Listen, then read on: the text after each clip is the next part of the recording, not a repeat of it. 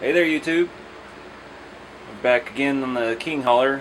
I think this is 4 or 5. I don't know. But who's counting? Wasn't gonna do a video tonight. It's late. I need to go to bed. But had some ideas while I was at work today, and I came home to tinker with them. And plus, I got some more parts in. And I still hadn't gotten the parts that I ordered for the third axle, the bolts I needed. But the parts that came in today had those with it. And it didn't show it on the listing that I bought it from on eBay that it came with the hardware. So I had to go ahead and put the third axle on. It is on and functioning.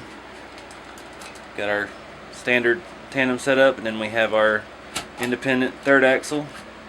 I'll show you more of that here in a minute. The stuff I wanted to work on tonight was I'm still obsessing over making a functional pusher axle.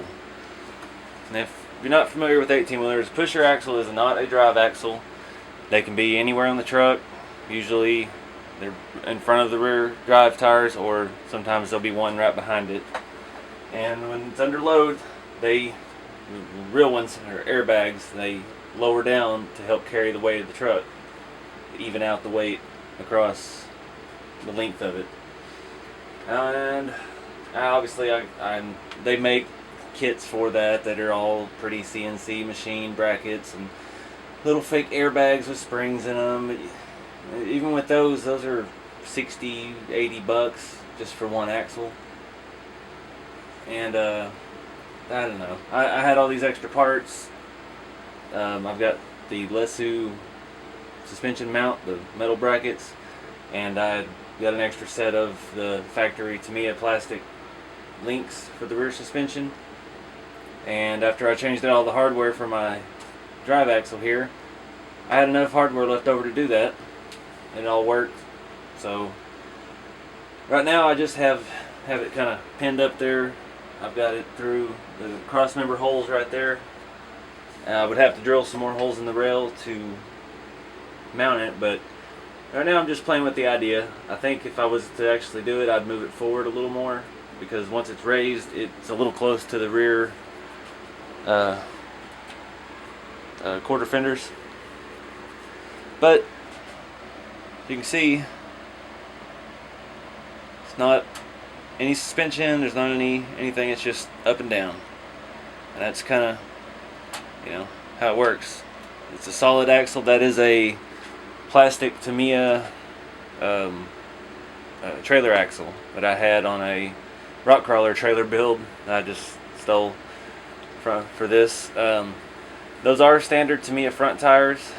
They just have plastic bushings in them, and I just tightened them down. The shafts on that Tamiya axle are hex, the 12mm hex. They do take these, but for all intents and purposes right now, I just cranked them down on there to kind of mock it up. Some trucks have a full dual setup, full size. Some of them have a single tire that's smaller, so it clears more when it's not down. I just went with that because that's what I have. These are RC 4-wheel drive lowrider tires on the stock Tamiya front wheels. I do plan in the long run to put all aluminum wheels on this truck. I do have fronts already. I don't know what they are. I got them on eBay from China a long time ago. They are wider than the standard wheel. Those are the RC 4-wheel drive super wides, kind of an all-terrain tread.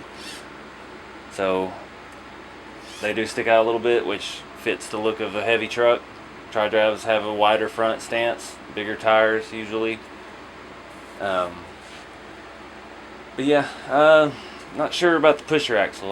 With being a tri-drive already, just toying with the idea. Might put it on a different truck later. Might go on this one. Let me know what y'all think.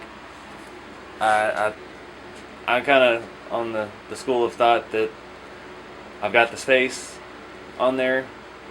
It's something else I can try to mechanize. I've been kind of brainstorming ideas for mounting a micro servo up under the edge of the sleeper, running linkage inside the cross member. I still have to figure out some type of cantilever type setup to grab it and pick it up. And also another issue is going to be our drive line. I've seen some that look just like these, but they actually dip down or up, depending on which way you mount it, to clear your drive shaft. And they were $40 something, and they were just 3D printed, and that stuff's not the greatest finish usually. It's very angular, it's not round. And so this one would definitely hit our drive line. It's right in line with it, so I'm gonna have to do some engineering there to figure out a way around that. I do have some ideas for the drive line as well. I've been looking for not necessarily transfer cases, but gear reduction units. They've got some older, I think it's the RC 4-wheel drive T1 disruptor transfer case. It's 2.81 to 1 ratio. So that's a pretty good split. Since I'm having issues mounting that HPI, where's that thing at? The gear reduction unit doesn't want to fit on the front of that king hauler. I don't know where that thing's at. Disappeared. Anyway, having issues with trying to get a gear reduction unit on there. The kind I need, I can't find anymore. And I found some. They're old. People won't think they're worth more because they're old. And then there's a lot of them for airplanes. But the problem with that is the input shaft, well, their output shaft is set up for a propeller, and I don't have the means to have that or mill that down myself to fit a pinion or spur gear on it. So I'm still looking for options on that. I do think I have other uses for that HPI one, which is a hell of a bargain. $15, and it's all metal gears. It's really nice. I wish it would just bolt right on the front of here, but unless I move where the servos are, it's just not going to work. So I want to do that, and I want to do an inline gear reduction unit as well.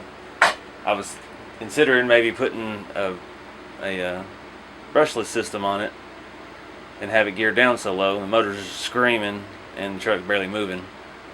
But I don't know. We'll just have to toy with that when we get there. And I still don't have any drive lines because I don't know what's going to be where and how it needs to be.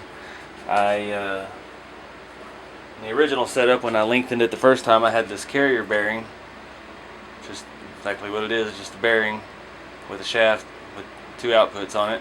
I had that bolted in there to lengthen the drive line. So we'll probably do something to about here.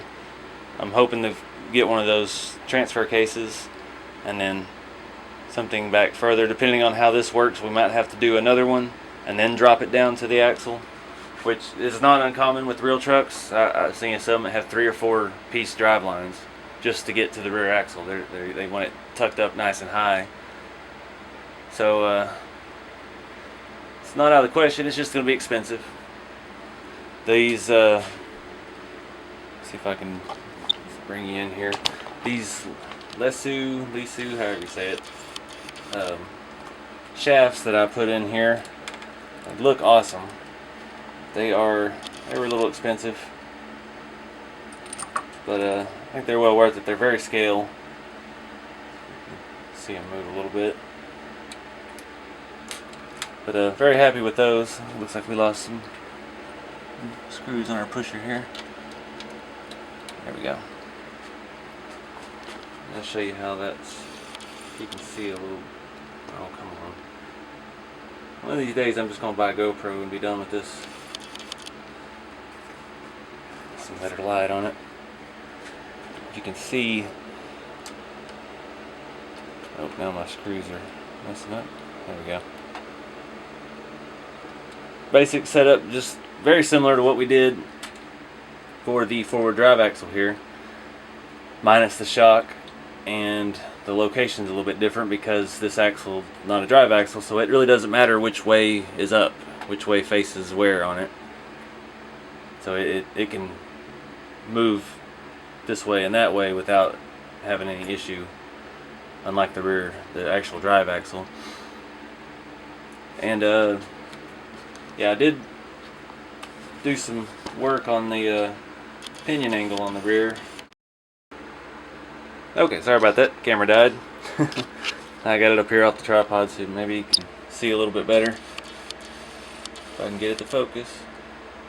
The pinion angle is off just a hair, but it's within spec. I mean, as the suspension travels up and down, it goes very straight to not real far off, so it's not bad at all. You can't see down in there. Let's see if I can tilt it up. You can see it. Well, no, you can't. It tilts down just a little bit, but that's up a little bit in the front axle too. So I think it'll work out just fine. It doesn't put the drive shaft in a bind. And I did have to take the front axle back off after I had installed everything, all the hardware and everything was great, because it was on backwards. So as I rolled it forward, this axle spun the other way and everything was not kosher. So I had to reach and take all my brackets off, all my special little shims and stuff I had to use to get that to work properly, and flip the axle around and bolt it all back on. That's part of it. But anyway, this wasn't supposed to be a video, so I'll keep it short. Let me know what you think of the pusher. I want to see it function. I don't know necessarily if it should be on this truck. So comment below and let me know what your opinion is. And always, thanks for watching. Check back. I have more videos up soon.